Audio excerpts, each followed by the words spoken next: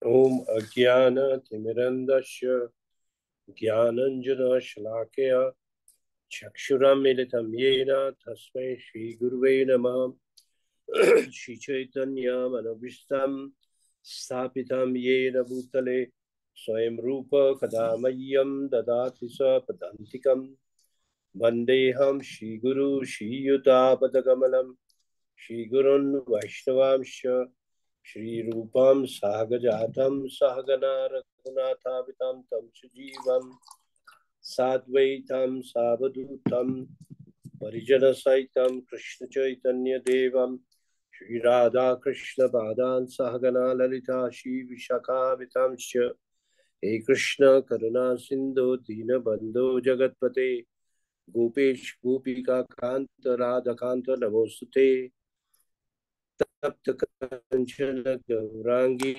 राधे वृंदावनेश्वरी वृषभानुसुते देवी परमामी हरिप्रिये वाञ्छाकल्पतरुभ्यश्च कृपा सिन्धुभैव च पतितना पावनेभ्यो वैष्णवेभ्यो नमो नमः। जय श्री कृष्ण चैतन्य प्रभु नित्यानंद श्री अद्वैत गदाधर शिवासादि गौर भक्तवृंदा हरे Krishna Krishna Krishna Hare Hare Hare Ram Ram Ram Hare Hare.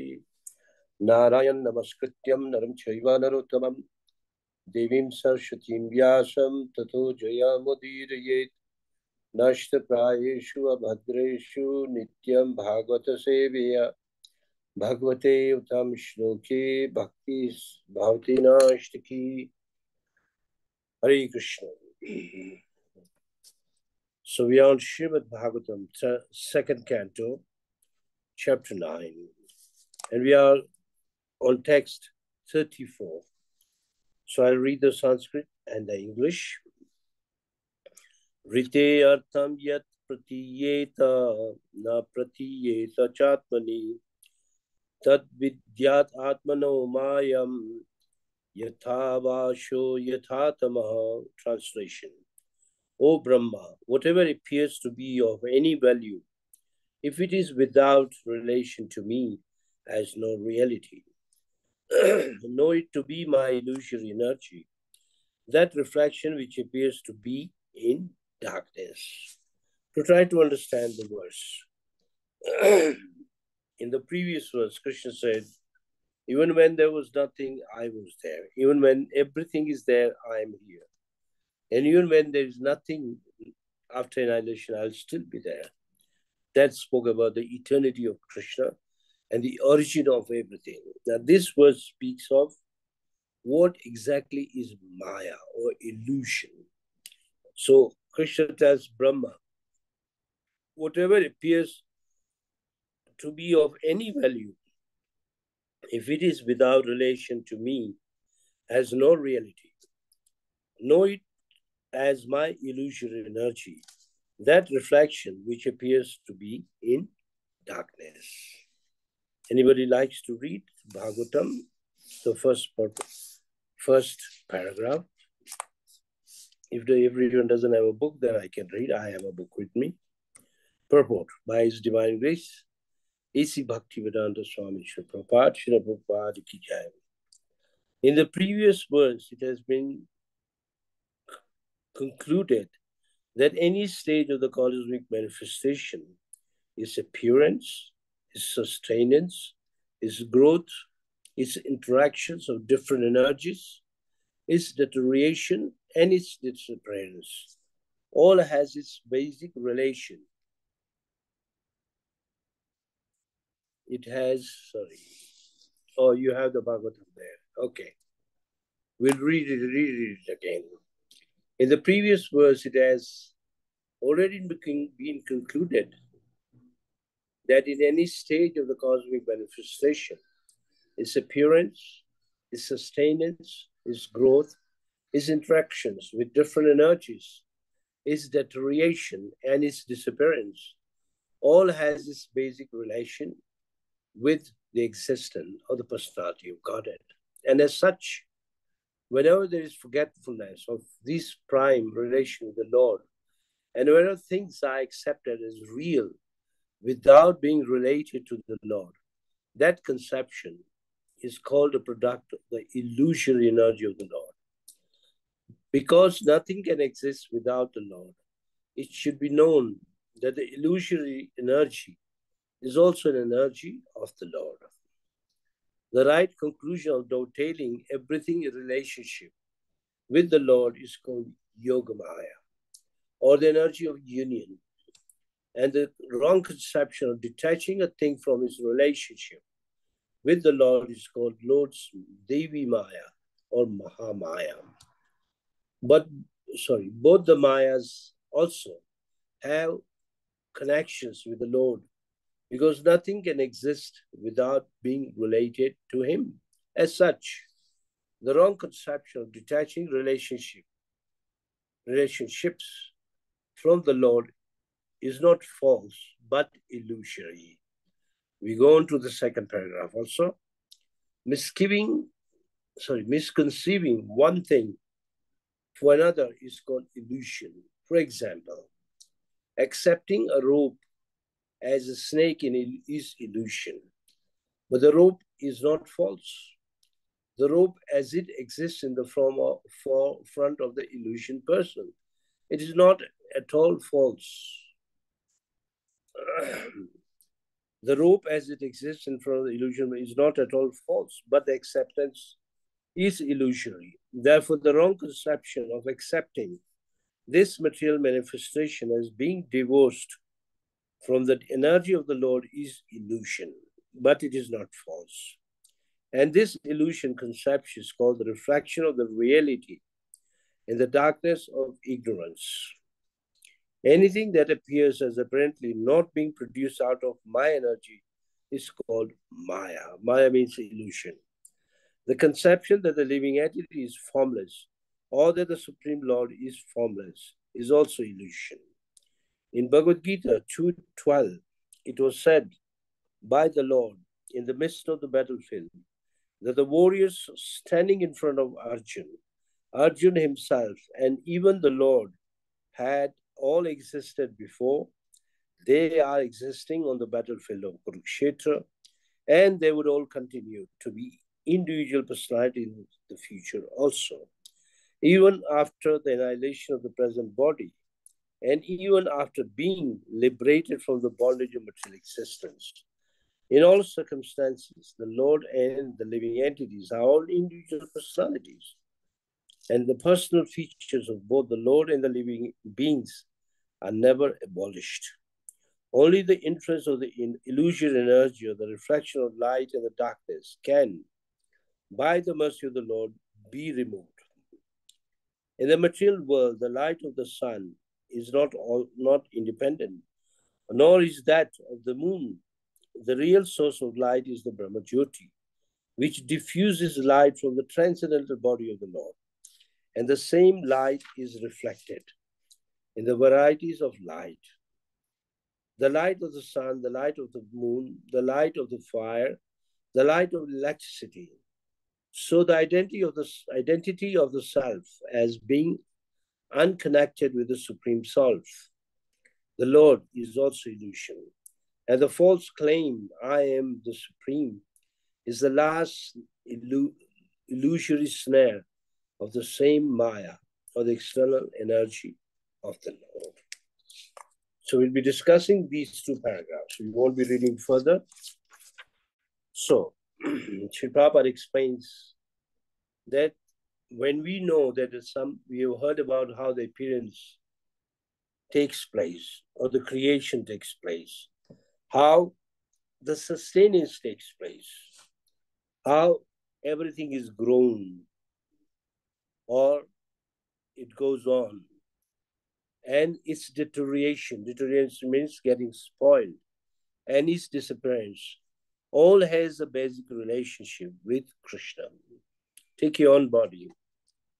If you read Bhagavatam very nicely, we'll be coming into the section, the third canto, Srimad Bhagavatam. Kapil Muni explained to Mother Devahuti how the growth takes place, especially of a human being.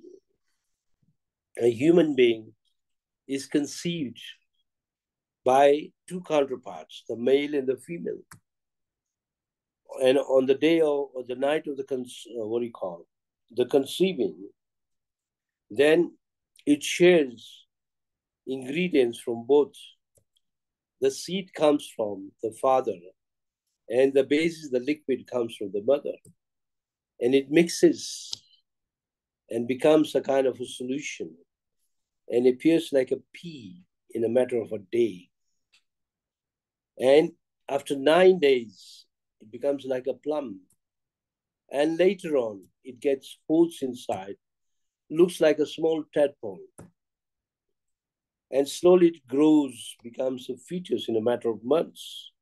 And after 9 months, it takes birth. That is a description of our body written 5,000 years ago, very clearly in the Srimad Bhagavatam. And even after being born, it grows, just like from the baby to infant, from infant to boyhood or girlhood, and then later on to an adult. And then maybe if it produces byproducts, then it starts dwindling, becomes old. That is called deterioration. And then it dies. The same principle is applicable to every living entity, and including our creation. So, if you see all this happening, it doesn't mean that it's happening on its own. Only a person who doesn't have knowledge thinks like that. If a person has a knowledge, he knows it's because of the soul inside. Everything is taking place. 6 changes is called Sat Vikar. They take place one by one because of the soul in the body. If there's no soul in the body, these things cannot change. They'll remain as it is. So we have to know that the body has a relation with the soul. It's not that body is different from the soul. It looks different, but soul is the main center part, making the body grow in various ways. So, if a person forgets that this growth is due to the soul inside, he is knowledgeable. But if one doesn't give any importance to soul or denies the existence of soul, it means he's not wise. That's why Bhagavad Gita, Krishna explains this first lesson to Arjuna about how the appearance of the body is appearing, how it is maintained, how it is grown, and the interaction of the 3 modes of nature. And then later on deterioration, and then disappearance. Even our life, your own life is dependent on which particular mode we accept. We know the 3 modes, the mode of goodness, passion, and ignorance. If you stay in the mode of goodness, we'll be happy, knowledgeable. And if we happen to be serious and fortunate enough to meet a Brahmana or maybe a pure devotee, then the knowledge can be understood and we will accept the knowledge and act accordingly. So it means that all this growth has a relation with Krishna. Even right now, if you look out of your window, you see right now is a night, but if you look out, there'll be stars, the sky, sometimes there's a moon. It's not that it's happening automatically. There's someone behind it. That's why this first line says it has a relationship with Krishna.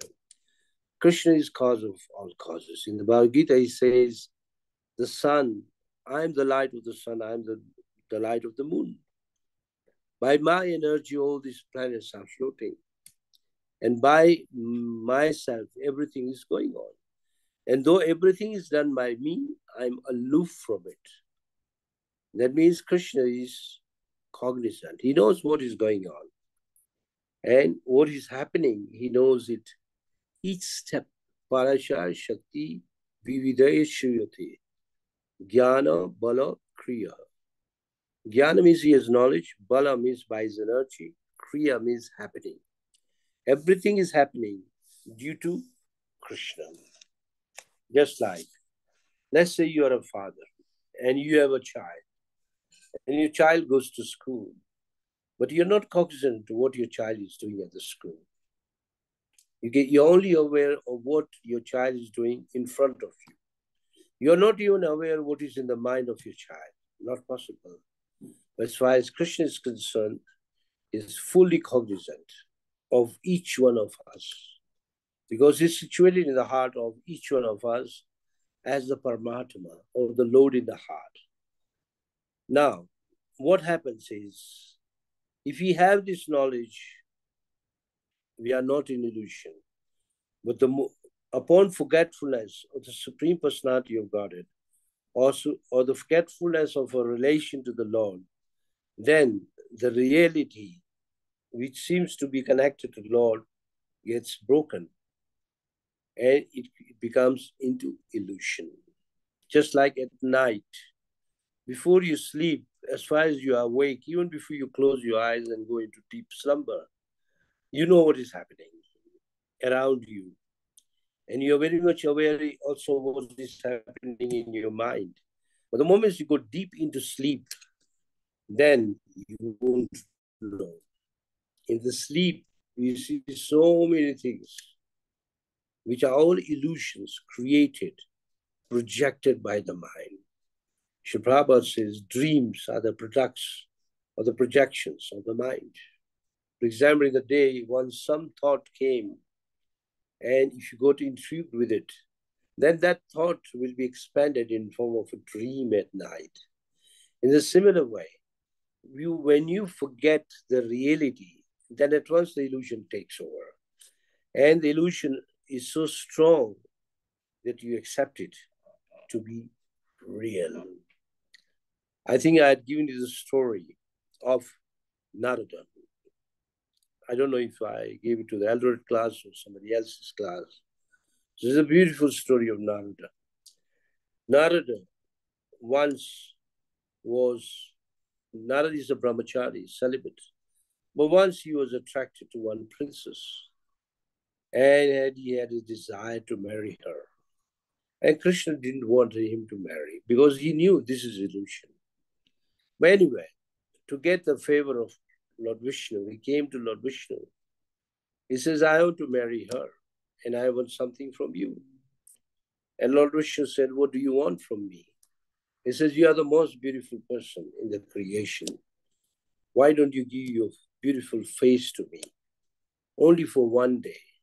So that if the princess sees me in the contest, she'll put her garland on me, and then she'll choose me so that I can marry her. And Vishnu agreed. He said, okay, I'll give you. So he went to the contest where so many princes were seated. And as the things were going on and on and on, the princess who was carrying the garland is called Varamala. Varamala means choosing your husband. Whether she is going to, whoever person she chooses, if she puts on the garland, then that person has been accepted. Means the girl chooses the husband. So many demigods were seated. Even Indra was there. And even Narada was shocked that even Vishnu was there. So she went with a garland, holding the garland like that. And looking at each one of them, examining very nicely. But she did not. And by the time she came to Narada, she even left Narada and went further, and at last put the garland on Vishnu. So Narada Muni was shocked. I have the same face as Vishnu. Why she didn't put her garland or the said garland on me? And the people who were seated next to me said, they'll never put it on you because you don't have a face of Vishnu. He said, then what face do I have? He says, you have a face of a monkey. How will she marry a monkey? So Narad was very furious, very, very angry. And then he went to complain to Vishnu. He said, why did you cheat me? Why did you give me a face of monkey? And I curse you, at least that in one of your comings or one of your avatars, you'll seek help from monkeys. And Vishnu happily accepted the curse. So anyway, the truth was revealed by Vishnu that actually I didn't want you to get married. Otherwise, how will you serve me? I love you the way you are. You're my best devotee. So that shows how much one gets illusion. Narad got illusion in this way. And there are also many other stories like that, happenings in the Srimad Bhagavatam and elsewhere in the Vedas, where illusions are explained. So nothing can exist without having its connection with Krishna. Now here, the main theme of this purport is to explain in two different words, Yogamaya and Mahamaya. Anything related with Krishna and any service done with that relationship is called Yogamaya. And anything done with the forgetfulness of Krishna is called Mahamaya, or sometimes called Devi Maya. For example, in the Bhagavad Gita, in the 7th chapter, verse number 14, he says, Devi hi esa gunamai mam maya duratya mama eva prapadyante maya etam tarante. The meaning is, this divine energy of mind, consisting of the three modes of nature, is very difficult to overcome. But those who surrender to me can easily cross beyond it.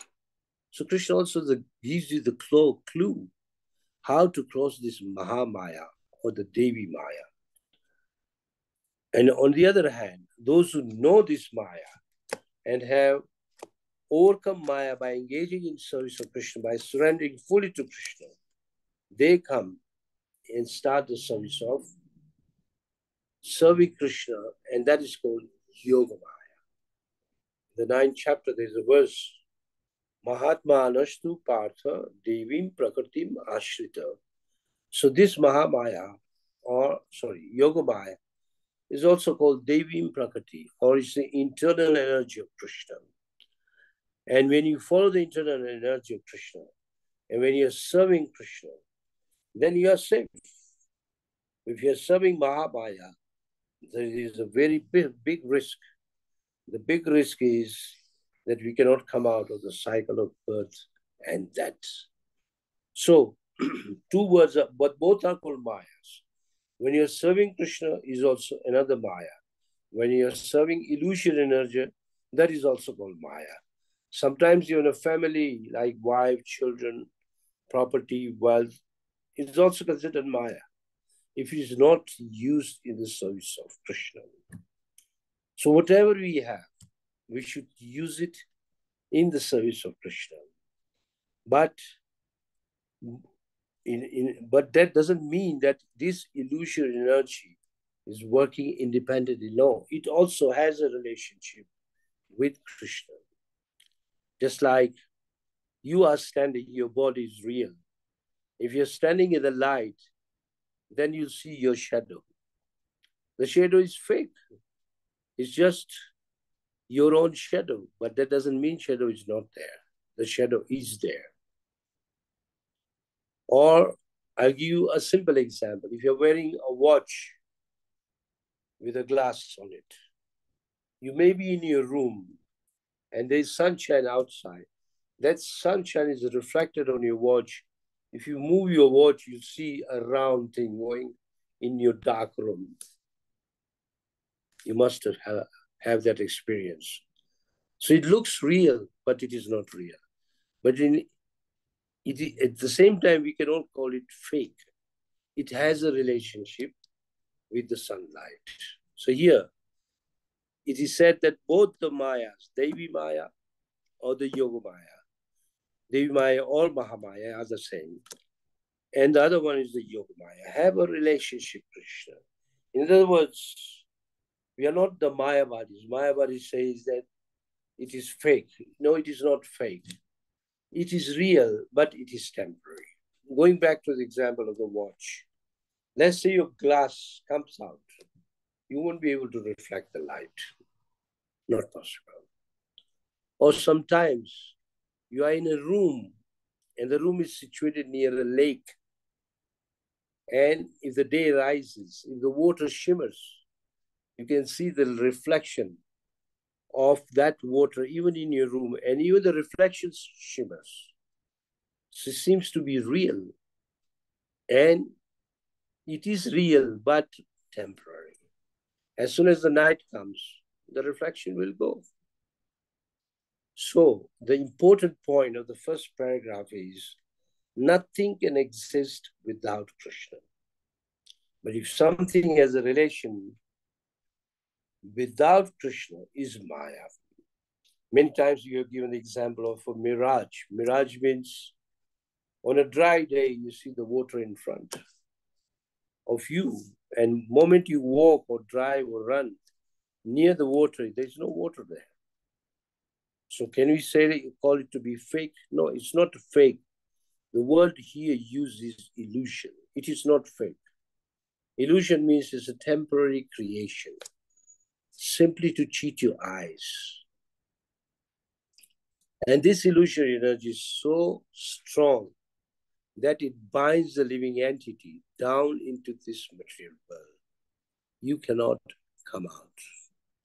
Moving on to the second paragraph, it says that to accept something for another thing is called illusion. What is illusion? Is what is not there or what is not supposed to be, we accept it to be real. Here a nice example is given of a rope. Someone may hold a rope in darkness and tell you that, oh, this is a snake. And if you're in a fearful state, if you don't have much knowledge, you'll accept it to be a snake. But when you realize it was not a snake, it was a rope. Or sometimes a person may be holding a rope and tell you that holding a snake and tell you that this is a rope. If you're not very intelligent or if you're an illusion, we'll accept it. And that is the meaning, a fine example, accepting a rope to be a snake and accepting snake to be a rope. Was from far, both look the same. So in this way, the whole of our life, each day, each moment, I would say each minute, we are mostly in illusion. We are serving the illusion. And we try to run behind the illusion, and it is not reality. Seems to be reality, but it is nothing but an illusion. So this is illusion is called Maya. Now here the word Maya is different from the word Maya used in the previous paragraph. Here Maya literally means illusion, whereas in the previous sense it's not illusion. The Devi Maya or the Mahamaya is illusory, but the Yoga Maya is not illusory, seems to be illusory, but it is real. For example, we have one common practice is we chant Hare Krishna. And if you take chanting Hare Krishna to be illusory, it means you are in Maya. If you take chanting to be the service to Krishna or a self-purification process, then it is reality. It depends how you take it. For example, you have a temple, and we come to the temple to see the Lord, and the Lord sees us. For example, if you come to Nairobi, then our deities are called Radha, Panki, Bihari. So in order to see him and her, you have to enter the gate, climb the stairs, and enter the temple, pay respects to Prabhupada, and then pay respects to the deity, and see Radha and Krishna, Radha and Bhakti Bihari in front of you. But you have to make the effort. On the other hand, scriptures say, or even Sri Prabhupada says, or Rupa Goswami says, when you chant Hare Krishna, you may not see Radha and Krishna, but actually Radha and Krishna come to you. This fact all of us should remember, that when you're chanting, both Radha and Krishna are coming to us, and they are with us. It needs faith. It needs faith, love, and devotion to accept this fact. And those who've been chanting for many years, they are actually able to perceive or able to accept this fact that yes, when I'm chanting, I'm with Krishna. It takes some time. So I give you one example. That is not called illusion. That is reality. Now the reality, as far as Yoga Maya is concerned, it has to have a relation with scriptures. Scriptures means if scripture says this is real, accept it to be real. For example, if one accepts the spiritual master, the scriptures enjoin that the spiritual master, a genuine spiritual master, is a representation of Krishna. It's not illusion. He is real, he or she. And by serving the spiritual master, one comes to know who is Krishna. So this injunction is very important. If you try to say everything is illusion, it means that you know knowledge, you're faithless, and more or less you're a Mayavadi. Mayavadis don't accept. They take everything to be Maya, illusion. And fake also. Their illusion is also fakeness. But Vaishnavas do not accept like that. Vaishnavas accept everything, even a shadow, to be a reality because you are seeing it. Shadow seems to be fake, but it is not fake. You can see the shadow. Like if the sun is very hot, it's very bright, then the shadow is very dark. In a dark room, you may not see your shadow because there's no light. But if you want the shadow to appear, you have to go to the light. So we living entities are given scriptural injunctions to be our intelligence to be trained to know what is illusion, what is fake, and what is reality. But Krishna said in the previous slide that everything is emanating from him. Everything is a connection to him. So we should accept it. Devotees who advance, they not only take everything to be a cause to be Krishna, even in their happiness or distress of their life, they accept them to be the cause of all causes, to be Krishna. Now that is a very deep understanding. So here Srila Prabhupada quotes the verse of Bhagavad Gita 2:12. Natu evo jato nasham, natu ene janadiva. That verse is very famous. Never was there a time when I did not exist, nor you, nor in future shall any one of us cease to exist. It means life is eternal. The soul is eternal. Now one may say, if life is eternal, why do people die? So what dies is the body, not the soul. The soul goes on and on and on. And it's reality. The soul is real. Body is not an illusion, it's a reality also, but it is temporary. So this is the first opening words of teaching to Arjuna. So after annihilation, the body will not exist, becomes deteriorated. Now another point here, Srila Prabhupada says that the Lord is spiritual and even the living entity is spiritual. The Lord is a personality and even a living entity is a personality. And by the mercy of the Lord, the illusion can be removed. So it's not that illusions will not be there, they will be there. But we'll understand the illusion properly if Krishna bestows his mercy upon us. And if that mercy comes in us, we'll see the reality. Just like any boy or a girl may not have seen one's father for many, many years. Maybe the father went to a foreign country. And if you return, let's say after 10 years, he comes back. And you are already 10 years, it means you never saw your father. But if your mother says this is your father, you have to accept it. You can't argue. Because mother knows the truth, who is the father of the child. In the same way, the Vedas are the mother. Krishna remains the father. Sometimes we are so much into illusion that we don't know anything about Krishna. And even after hearing about Krishna, we are not ready to accept. Oh, how can it be? How can it be? We argue. Or maybe we are not right. Our mind is not set to accept it, but it is true. It requires the mercy of Krishna to remove that illusion.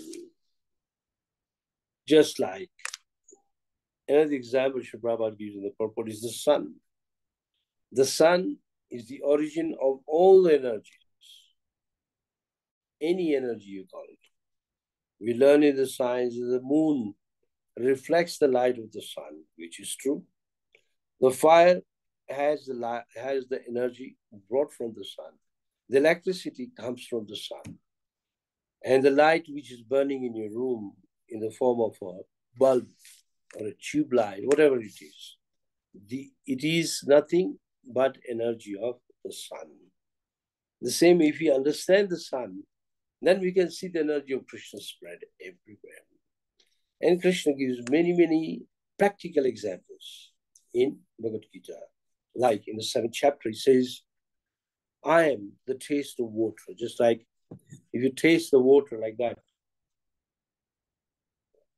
and drink it, the moment it passes here, or your tongue, it has a peculiar, it's a special taste, able to quench your thirst.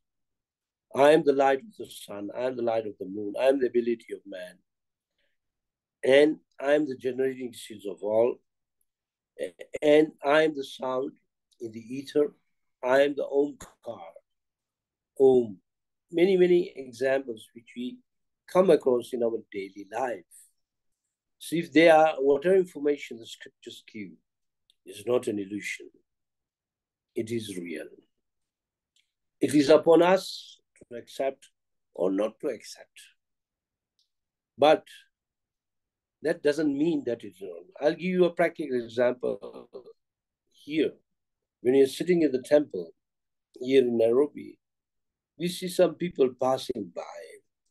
And let's say one man comes and he says that, oh, I don't accept the president of the country. I don't like him. But that doesn't mean that there's no president. There is a president still, whether he accepts or not accepts. Or sometimes a man speaks so many things. Or sometimes your children, sometimes they become angry because you do not satisfy them. They may say, oh, you're not my father. But that doesn't mean that you're not the father of the child. That relationship is eternal and is going to stay. So in today's 2 paragraphs, we understood at least 2 different Maya, Mahamaya and Yogamaya. Yogamaya is Krishna's own internal energy. Mahamaya or the Devi Maya is Krishna's external energy. But both are dependent on Krishna and both are emanations from Krishna. In the 2nd paragraph, Sri Prabhupada defines the word, the illusion energy, how the illusion works. The very first sentence says, accepting one thing for another thing is called illusion, misconceiving. Example is given of the rope and a snake. Someone holding a rope and says, oh, this is a snake. If you are foolish, you may accept it. But if you're wise, you know, no, it's not. This is, you are holding a rope, not a snake. In this way, examples are given. Important thing is that Lord is eternal, we are eternal. So that is a reality. It's not fake or it's not an illusion. It is a fact. But if you forget Krishna, then the illusion takes over.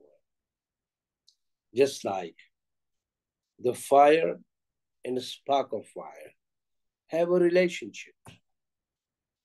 The spark also has light and heat, The fire also has light and heat, but it only has light and heat provided it stays within the region of the fire. The moment it starts falling away from the region of the fire, maybe for some time the light will be there, and then it will be put off. That's why the Bhagavatam is trying at every step to establish our relationship with Krishna, that it is not fake, it is real. By engaging in devotional service, we can make this eternal relationship stronger till it becomes a reality. And if it becomes a reality, we return back to Vaikuntha. As easy as that. Like the end of the Bhagavad Gita says, Sarva Dharma Parityaja Mamekam Shravraja. Just surrender to me, giving up all the varieties of reason, simply surrender to me. I'll save you from all sinful reactions. Do not fear. Fear is caused due to forgetfulness of Krishna, but the fear vanishes if you remember Krishna. So the time is up. Hare Krishna. Any questions, any additions? Anybody like to contribute something, add something? Please go ahead. Hare Krishna Prabhuji. Thank you very much for that excellent class. As always, thank you for reminding us that the only real thing in this universe is actually devotional service and chanting the holy names of the Lord. And I really hope we shall not forget that. So really, thank you very much. I don't know whether there's any questions from the assembled devotees, and thank you for all for being here with us. If there is no, I see we have the presence of His Grace Path Prima, that's Prabhuji. He can also like to give his comments on it. Hare Krishna, Prabhuji. Thank you very much, Prabhu. Prabhuji, the thing is that in this text, what is related to the Krishna, there is a value, and that is the proper thing. And what is accept without Krishna, that is called illusion or Maya. What about the demigods and others? They are also sometimes bewildered, and this one, so they are illusion or what is this? We are always bewildered, or we are Maya.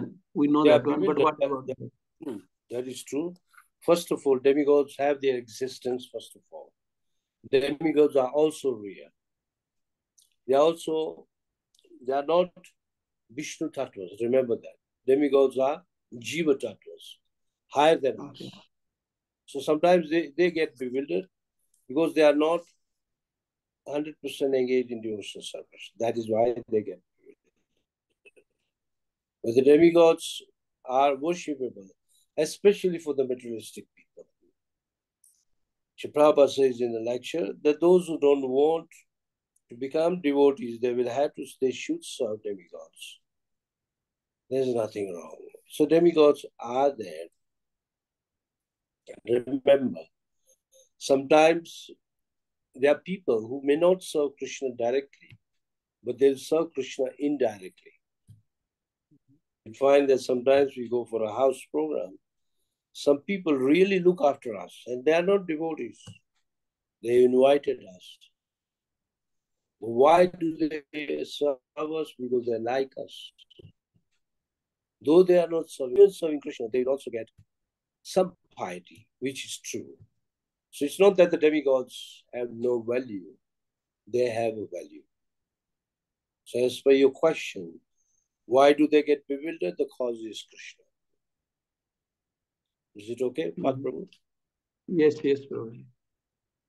So what about the pure devotee, Prabhu? Sometimes they are bewildered, or that is just their like Krishna's instruction, they are doing like that. What is about that? As far as those who are fully surrendered devotees, pure devotees, they don't get bewildered. But even if they get bewildered, I would say they'll maybe put into a difficulty, but not bewilderment. Because pure devotee knows that everything is happening, the cause of all causes is Krishna. They're never bewildered. And even if there's a question of being bewildered, they will depend on Krishna. I'll give you one nice example from Srimad Bhagavatam, 9th canto.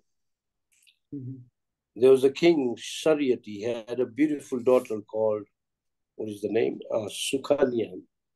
You must have heard the story. Yes. And once they went to the hermitage, ashram of Chavan Rishi. And the girl was very young, matter of maybe 12, 13 years old girl, but a very cultured girl. Now she saw a heap of mud, which has got 2 holes inside. And inside the holes, there was something shining. And the children, they are innocent, they don't know. So she took a stick and she poked those holes, and the blood started oozing out. And she was scared. What is happening? And on the other hand, her father and the entire army, they got a reaction. They could not pass, passing away. They could not urinate. Yeah. They could not pass away. Now, if you can't urinate, you can't pass away. Your stomach will pain like anything. It all happens to us. So they went to, they were asking for a reason. What is happening? Somebody must have done something wrong in this ashram. So the daughter told the father what she had done, that she had taken something very sharp and poked into the holes. And then the king realized that whoever is in this heap of soil, which was actually an anthill. I don't know if you've seen an anthill. Anthill looks very big. Yeah, yeah. So when the anthill was broken, they found the Chavan Rishi inside, meditating. His eyes were broken. Blood was coming out. So before he becomes angry, the king just told the Chavan Rishi that for this offense, I'll give my daughter to you to save from the curse. At the same time, the girl was very much understanding. Imagine 12 to 15-year-old girl marrying 70 to 80 years old man. What kind of relationship is that? But the life went on. One day they were visited by the Ashwini Kumars, who are also demigods. And they are considered to be like Vaid. Vaid means dispensers of medicine. So she served them nicely. And Chavan Mani, there was one thing they were not getting their part is somaras. Indra had forbidden to give them somaras. It's a juice which you drink and your life becomes longer. But they were not allowed to take. So Chavan Rishi said, if you do something to revive my body, make me younger, then I can give you somaras. So they said, okay. So they took Chavan Muni in a lake. As soon as he entered the lake, and by the time he came out, he became a young man, exactly like them. Demigods are very young looking. And Sukanya could not find out who is who. Because of the 3, she knew twins. 2 are the Ashwini Kumars, and one of them is her husband. But she became bewildered to find out who is who. But she was intelligent. What did she do? She folded her hands. She prayed directly to the Ashwini Kumars, please have mercy on me and show me who is my husband. So they had to show the husband. The illusion was removed. So this story is meant to explain to us that simply by surrendering, by paying your respects, our illusion is removed and the reality comes forward. So that's an example given in the Srimad Bhagavatam. Many examples. I'll just give you one example. Yeah. That sometimes when you get bewildered, the best thing to do is to humble yourself in front of Krishna and pray to him or to a Vaishnava. The result is the same because both are connected to each other. If you surrender to a pure devotee and present your problem, that I do not know how to come out of this problem, I can give you 100% guarantee they will help you. Okay? Hare Krishna. Yes, Prabhuji. Thank you. Anybody Thank you else have a question? Yeah. Yeah. Also, thank you very much, His Grace Rukma Prabhuji. I request all the devotees, please unmute yourself and chant Hare Krishna mantra for glorification of His Grace Rukma Prabhuji. Please join. Krishna, Hare Krishna, Krishna Krishna, Hare Hare, Hare Rama, Hare Rama, Hare Rama Rama, Hare Hare. Vancha Kalpatarvesha Vyasya Kripa Sindhuvevacha, Patitanam Vaishnavyo Namo Namo Namaha. Prabhupada Ki Jai. Rukma Prabhu ki Jai. Jai. I also like to thank Panchali Kar for bringing that on the computer so people can read. It's a very good idea. Even in Nairobi, we do. Oh no, Prabhuji, that wasn't me. That was Prabhuji, I think. Bhaktamuga Prabhuji. Prabhuji. Yeah, You told me that. I was Bhagavad. Yeah, I had it on my phone, but like it was Prabhuji was he went there first, so all credits to him. Okay, so we should all thank to Bhakta Mugo for that nice service, so that the devotees could read. It's always good to read Srila Prabhupada's purports, which strengthen our devotional service. Okay, Srila Prabhupada ki jai. So we have covered Path Prem Prabhu. We have covered first two paragraphs. Yeah. Yes, Prabhuji. So whoever is going on to do tomorrow is supposed to go to the third paragraph. Okay. Yeah, third paragraph. Yes. Yeah, please.